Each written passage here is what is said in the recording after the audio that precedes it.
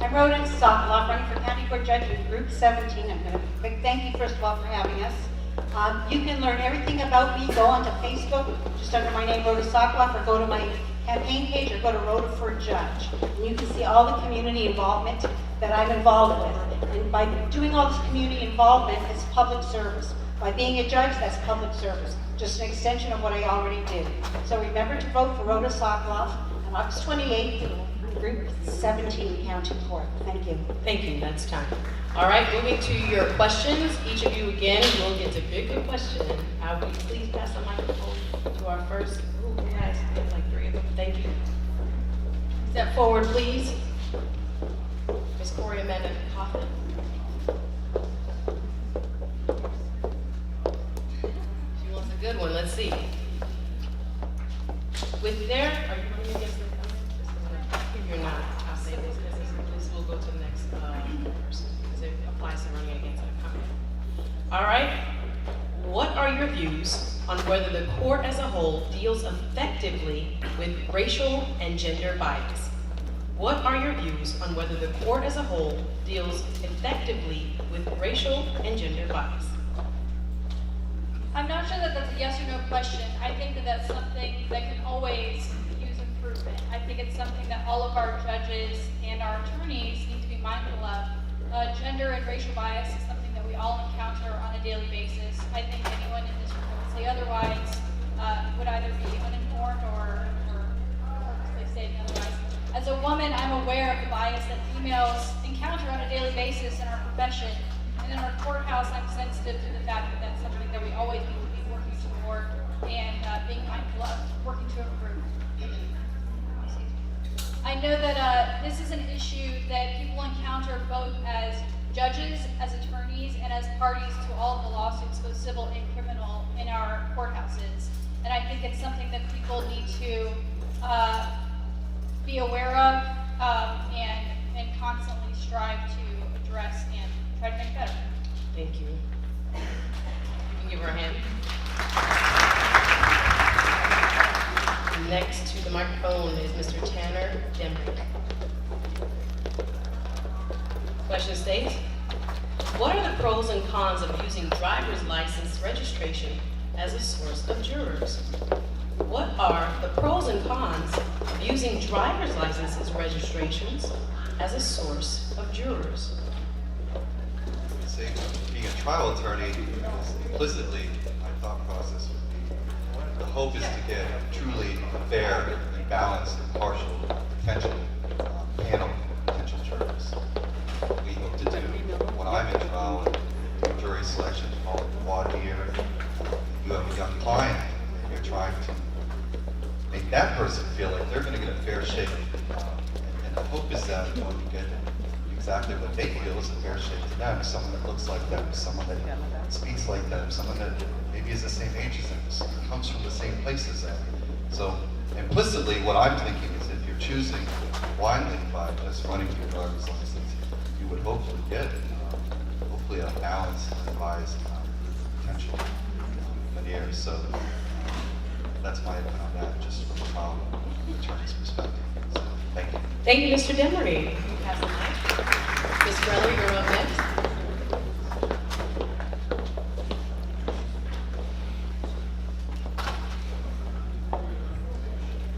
All right. What do you perceive as the greatest obstacles to justice, if any? What do you perceive as the greatest obstacles to justice, if any? I think that being undereducated and not being clear about what to do or how to go about bringing a suit in either small claims court is a very big problem. I think an additional problem is not being able to afford to go to small claims court. If you are owed more than $2,700 or $2,500, you must pay a $300 claim fee in order to bring the suit. And I think another obstacle to justice is the amount of money that we're giving in terms of budget to be able to have more people come in, more programs, and in general, the ability to make justice available to all. Thank you, Ms. Gelli. Greller, excuse me. Judge?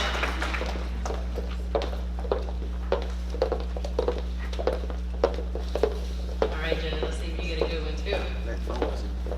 Violent crime, particularly youth violence, is perceived to be at a crisis level by many experts today. What, if any, do you believe is an appropriate role for the judiciary in addressing this perceived crisis? I'll repeat the question. Violent crime, particularly youth violence, is perceived to be at a crisis level by many experts today. What, if any, do you believe is an appropriate role for the judiciary in addressing this perceived crisis? I think it's perceived as a crisis for a long time. I don't think it's today. Youth violent crime has been living for a while. Some of the laws have changed. They've made it stricter for some youth in order to be certified as a felon to be tried. But they've also put a lot of judges in positions of juvenile court that we have in our Broward County system here. And what they do is they now weigh everything and decide whether a child should be waived over or not.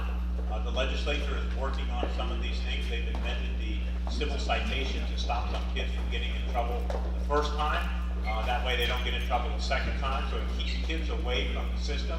As long as they're away from the system, I think that helps all of us. I think it helps them, and I think then it helps them move on to become productive citizens.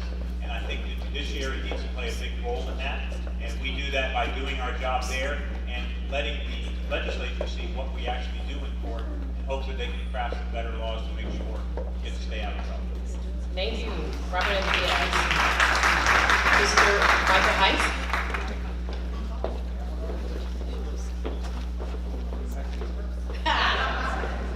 All right, we'll go back to one that you started to address earlier.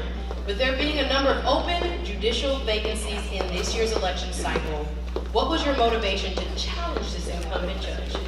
With there being a number of open judicial vacancies in this year's election cycle, what was your motivation to challenge this incumbent judge? It's real simple. Change is needed sometimes. Change is good.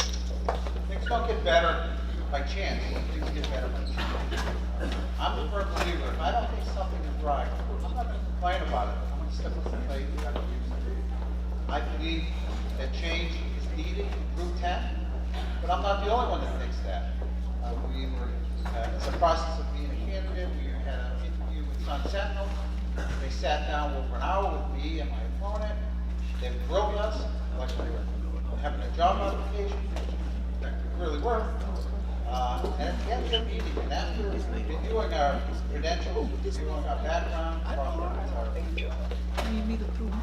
things that we said in our interview, they chose me as the best person to be the new county court judge. Very proud of that. Again, in summary, is change is good. Thanks, Mr. House. All right, finishing off to Group 17, incumbent Judge Michael Davis.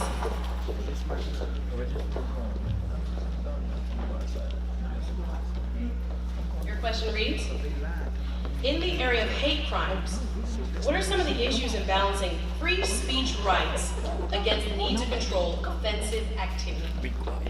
In the area of hate crimes, what are some of the issues in balancing free speech rights against the need to control offensive activity? Interesting question. I recognize it from the League of Women Voters. 411 form. Thank you. Difficult for a sitting judge or for any judicial candidate to answer such a question. The First Amendment is very broad, as we all know. It guarantees quite a bit of free speech rights. The Supreme Court has limited those rights in some regards. For instance, the very famous case where they held that you can't use firearms around a theater, inciting panic, inciting things like that. So it's very important for a judge to be mindful of hearing a hate crime case to, number one, balance the free speech rights versus the incitement issue. It's a very broad issue. It's certainly something that we judges, we rely on the attorneys to bring in quite extensive case law for us to weigh. Thank you very much. I think it's a great question. Thanks for including on the 411 question. Thank you, and you can pass the mic to your opponent, Ms. Rhoda Sokolov, finishing out Group 17. Can I get a public one question? Okay. So, with there being a number of open judicial vacancies in this year's election cycle, what was your motivation to challenge this incumbent judge? Well, thank you for the question, and I wrote a Sokoloff. It was a difficult choice. I went through all the different races, and frankly, I did not want to go until November. I wanted to be done in August. I believe that the job as a judge is not guaranteed by anybody. I think that's the reason we have elections. And I think all of us should be vetted by our community and voted on.